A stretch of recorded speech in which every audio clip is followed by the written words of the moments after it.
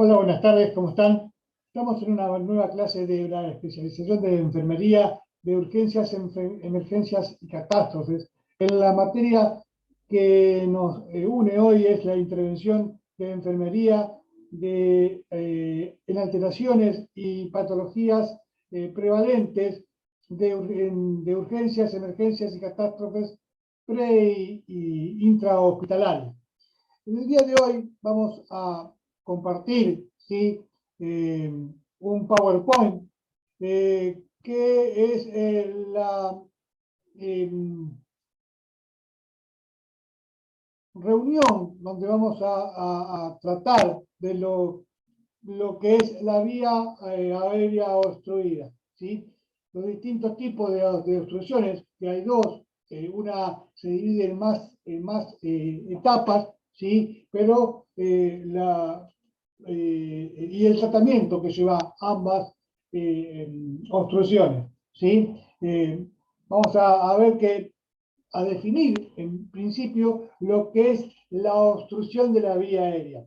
Los algoritmos dicen que el soporte vital avanzado, vital avanzado es que se refiere a la pérdida de la permeabilidad de la vía aérea en un paciente inconsciente o por algún elemento extraño, ¿sí? Y es en el caso de la sofocación, ¿sí? En estos casos, la maniobra de apertura de las vías aéreas es muy importante porque es el ingreso del oxígeno a nuestro cuerpo y tenemos que hacerlo inmediatamente, ¿sí? No podemos perder tiempo en buscar cómo hacerlo, sino tenemos que hacer las maniobras son muy rápidas, ¿sí? Sobre todo en lo que son criaturas, ¿sí? O en adultos mayores, ¿sí? La maniobra de Heimlich, que es utilizada para los niños mayores de 1 año y los adultos, lo tenemos que conocer al pie del cañón, al pie de la letra, digamos, para salvar esa vida, ¿sí? Y antes de que comience la hipoxia y esté ahí al ladito el paro cardíaco que comience también. Entonces tenemos que ser muy rápidos en lo que es la atención de la vía aérea. Por eso, nos encontramos cuando somos transeúntes, que estamos andando en la calle, nos encontramos con un paciente inconsciente, lo primero que tenemos que observarle es la vía aérea, si tiene vía aérea permeable, porque por ahí está haciendo otro tipo de cosas. Una convulsión nosotros vamos a tenerlo, lo vamos a contener, todo bien, pero si le falta el aire, es decir, eso es lo fundamental. El paciente tiene que tener las vías aéreas permeables, ¿sí? Porque este es el primero de los grandes problemas que tenemos de las muertes que después lamentamos. Entonces, buscar la forma de que esa vía aérea esté siempre permeable. Si vamos, es decir, no llegamos a que el paciente esté inconsciente, observar qué es lo que pasa, ¿sí? Es decir, que los síntomas, los primeros síntomas que tenemos inminentes de la obstrucción de la vía aérea son de la disnea, que le falta el aire, ¿sí? Entonces tenemos que fijarnos que no le falte el aire, ese estrindor que puede llegar a tener que el ruido, el estridor, ¿sí? El ruido que hace la vía aérea para forzarse de lo que es el ingreso del aire. Si el cambio de la voz, la ronquera inminente, entonces también tenemos ese problema, la disfagia, el problema de tragar, entonces ahí también tenemos que tener todo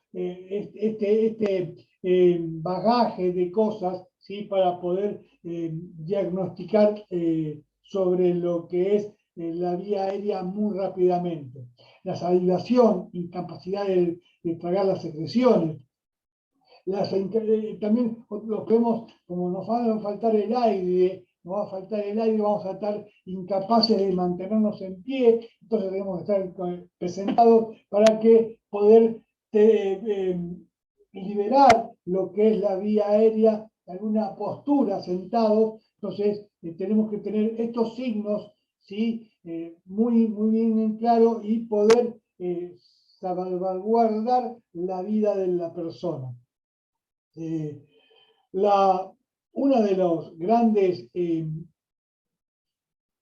o mayores, ¿sí? Digámosle así, mayores inconvenientes es el edema de glotis, ¿sí? Por algún tipo de picadura, o porque comimos algo que no sé, somos alérgicos y no sabíamos, o porque tuvimos no sé, somos alérgicos. Entonces, este edema de glotis es por todos esos problemas que nos conllevan no físicos, sino que a veces una picadura, sí, más allá de que es física porque viene del exterior, pero lo que es la inflamación de la glotis, sí, es porque el veneno o el problema, somos alérgicos a ciertas cosas, ¿sí? Acá vemos en las tres la glotis normal, donde se encuentra abierta, permeable, donde va a entrar el aire. En la segunda vamos, o perdón, en la B, digámosle así, en la foto B, vemos que ya está inflamada la glotis, y en el A está inflamada totalmente, está cerrada y no deja ingresar el oxígeno a lo que es el cuerpo. Esto es por medios físicos, ¿sí? El físico. Igual que cuando tenemos un paciente inconsciente, tenemos que verificar que la lengua, ¿sí? No esté relajada y se vaya hacia el fondo de la garganta, porque también produce el encierro, se cierra el ingreso de aire, ¿sí? Al cuerpo. Por eso siempre tenemos que, si un paciente que no vemos que lo podemos poner de costado, ¿sí? O hacerle la extensión de lo que es el cuello para que abra las vías aéreas y se encuentren permeables. Entonces vamos a tener la posibilidad de que le ingrese el aire, ¿sí? El oxígeno al cuerpo. El edema de glotis, como recién les decía, que hay varias formas de que esto se provoque, pero es la alteración de las cuerdas vocales que pueden llevar a la muerte, ¿sí? La pronta atención y la rápida desinflamación por medio de medicación, porque esto es la única forma que se puede realizar este tipo de edema de glotis, ¿sí? La inflamación de las cuerdas vocales, es por medio de medicación adecuada, y es el único método que podemos llegar a liberar la vía aérea. Y si no, de más hasta decir, hay que el paciente entubarlo, ¿sí? Fisiopatológicamente, el edema de glotis consiste en la acumulación de líquido en las cuerdas vocales. Eso es la fisiopatología más normal, más común, ¿sí? Entonces, provocan esta obstrucción de la vía aérea, las cuerdas vocales, ¿sí? Entonces tenemos que tener muchísimo cuidado, ¿sí? Hay obstrucciones, como recién decía, el edema de glotis es una y no hay otra, ¿sí? O cuando la lengua se relaja, pero la gran mayoría de los problemas de la vía aérea obstruida es cuando hay elementos que son externos al cuerpo, ¿sí? Que entorpecen el ingreso del aire, ¿sí? Estas personas no pueden expulsar lo que está obstruyendo la vía aérea, entonces produce esta obstrucción de la vía aérea y no está permitiendo ingresar el oxígeno a los pulmones, ¿sí?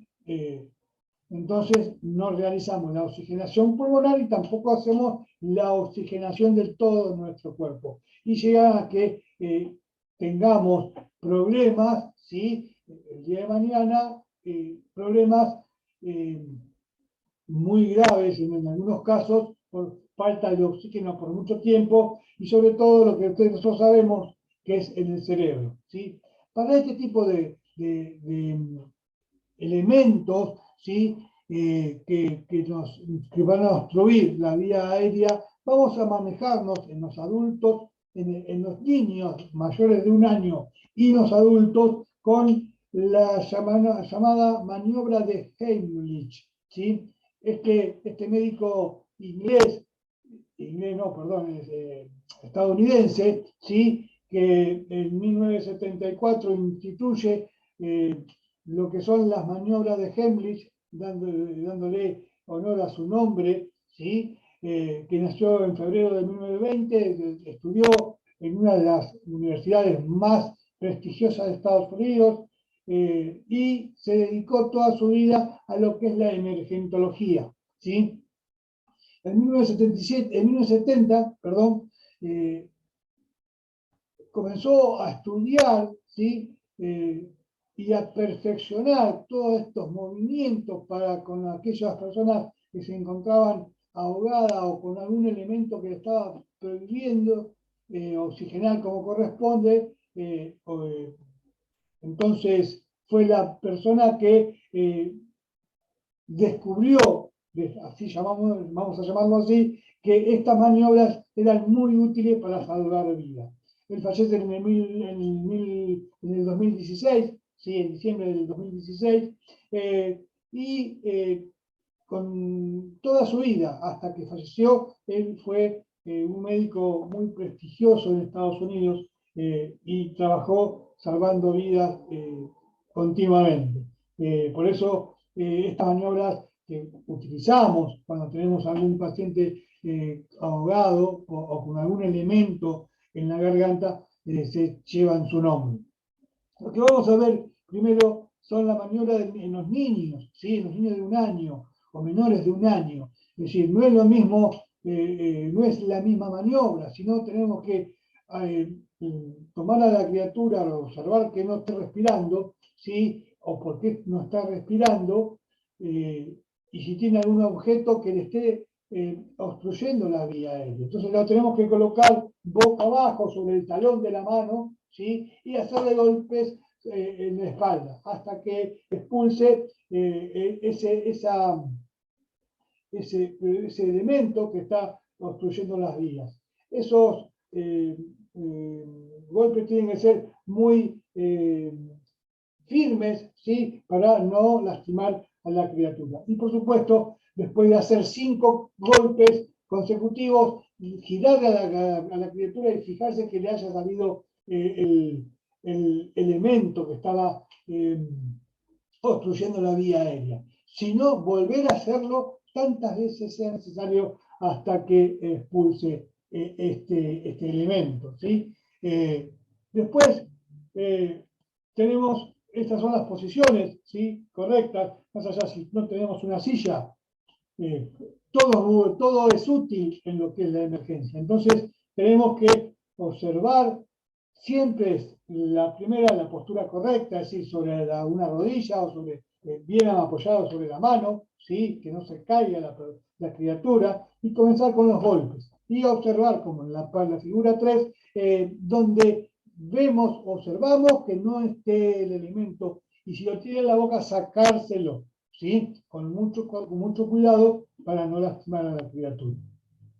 Después vamos a hablar de la maniobra de Heimlich, y ahora sí vamos a hablar de niños y adultos. Niños mayores de 1 año, con buena contextura. Si estas personas, en general, cuando un ahogado, vamos a visualizar a un ahogado, lo vamos a conocer, vamos a ver que se está ahogando. ¿Por qué? Porque se pone su rostro se va a poner, y su cuello se va a poner rojo, lleva sus manos hacia el cuello como tratando de querer sacarse lo que tiene en el cuello, ¿sí? Entonces debemos actuar muy rápidamente abrazándolo por detrás, ¿sí? Y por debajo de sus brazos, y hacer un puño con una mano y ponerlo entre la boca, entre el esternón y el ombligo en el medio, ¿sí? Y con la otra mano agarrar el puño, ¿sí? Y reclinamos hacia adelante, pero haciendo fuerzas hacia arriba, como queriendo levantarla a la persona, ¿sí? Desde el puño, nuestro puño, para que haga opresión en lo que es el estómago y esto va a hacer que expulse el cuerpo extraño, ¿sí?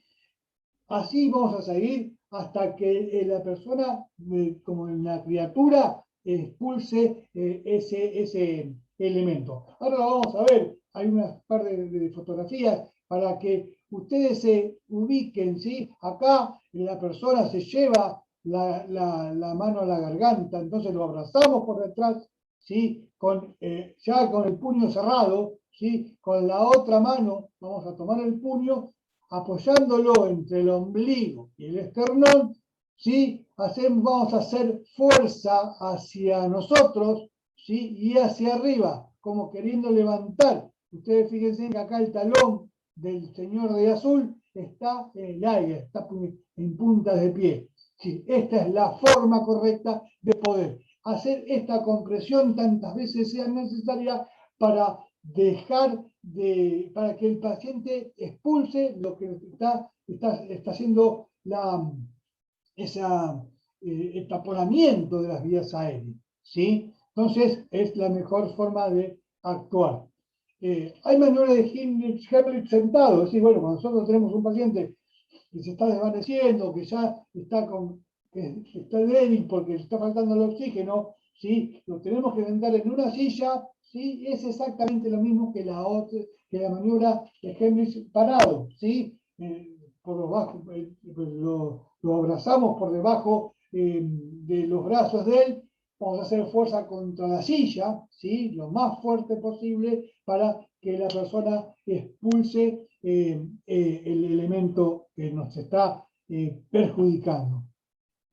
Y si estamos en un lugar donde estamos solos o personas que no sepan hacer este tipo de maniobras, debemos recostarnos contra un respaldo de una silla, ¿sí? Que lo vamos a ubicar, este respaldo lo vamos a ubicar igual que el puño, ¿sí? Entre el ombligo y el esternón, y ahí vamos a hacer fuerza vamos a empujarnos contra el asiento de la silla para que produzcamos esa expulsión del elemento que está en nuestras vías aéreas, ¿sí?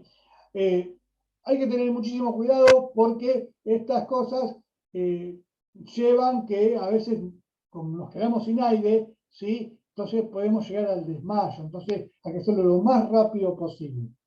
Hay las recomendaciones para prevenir el atragantamiento, ¿sí? Sobre todo en niños y en adultos mayores. En los niños evitar que jueguen con cosas pequeñas que puedan llevar a la boca y tragárselas y que no pasen por por la laringe. Entonces, mantener los lugares de donde van a estar ellos limpios de piedra, bolitas, globos, que lleven, que es la atracción del niño, ¿sí? No sé, eso, y como ellos son tan investigadores, lo primero que hacen lo meten en la boca, ¿sí? Entonces vamos a correr el riesgo, entonces tenemos que tener todo limpio, ¿sí? Evitar que los niños corran con comidas en la boca. Y niños, no estoy diciendo niños bebés, sino niños de 6, 7, 8 años que corren, que están jugando y están comiendo, sobre todo en los cumpleaños. Suele pasar esto en los cumpleaños, que están comiendo chisitos, entonces van corriendo, se ahogan y producen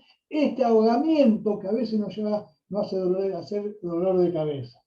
Alimentar a los niños con alimentos acordes a su edad y no dejarlos solos cuando son bebés, ¿sí? Sobre todo que tenga un alimento que tenga hueso. Entonces, a nosotros nos parece gracioso darle un hueso de pollo a una criatura. No, estamos equivocados. No le tenemos que dar o si no tenemos que dar permanentemente al lado de él. ¿Por qué? Porque con eso también podemos producir un atragantamiento con el hueso del pollo.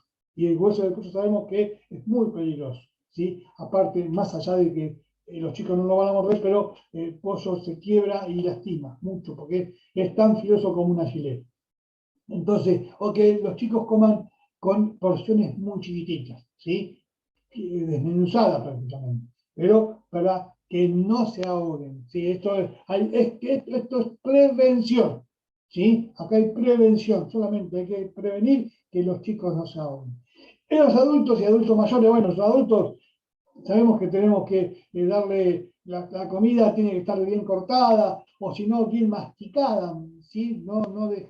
Sobre todo la carne, ¿sí? Y no meter huesos en la boca o elementos que no